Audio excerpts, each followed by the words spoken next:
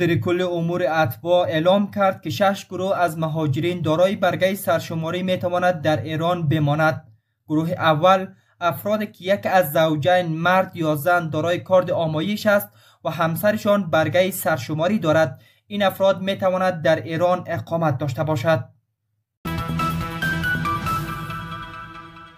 گروه دوم خانواده هایی که یک از والدین پدر یا مادر کارت آمایش دارد، همسر و فرزندانشان دارای برگه سرشماری هستند. این خانواده ها نیز امکان ماندن در ایران را دارد.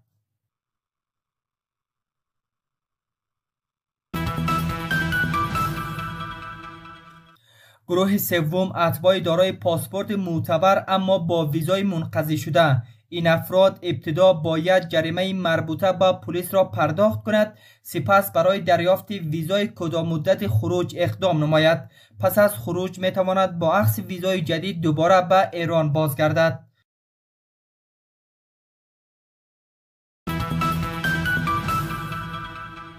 گروه چهارم افرادی که دارای شناسه شغلی یا کارت کار هستند. این گروه شامل کسانی هستند که مجوز کار دارند اما باید در مهلت تعیین شده برای دریافت مدارک قانونی اقدام کنند. پس از دریافت مدارک قانونی می تواند به کار خود در ایران ادامه دهد.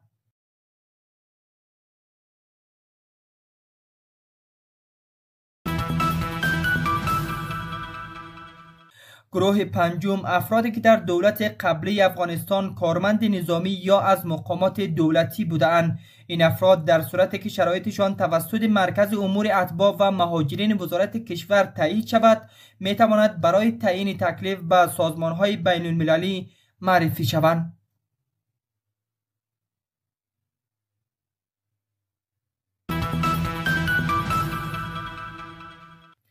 گروه ششم مهاجرین دارای برگه سرشماری شامل اتباع افغانستانی می شود که برای قانونی کردن اقامت خود ابتدا باید از ایران خارج شود.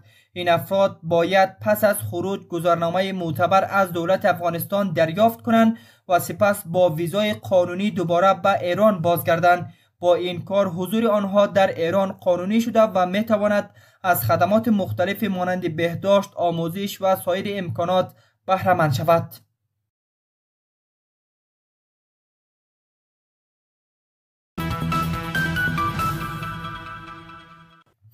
در ادامه مدیر کل امور اتباع اعلام کرد خانواده هایی که فرزند دانش آموز دارند اما جزو 6 گروه اعلام شده نمی باشد می تواند از 15 تا 29 اسفند به دفتر کفالت مراجعه کنند و برگه خروج 3 ماهه دریافت نمایند.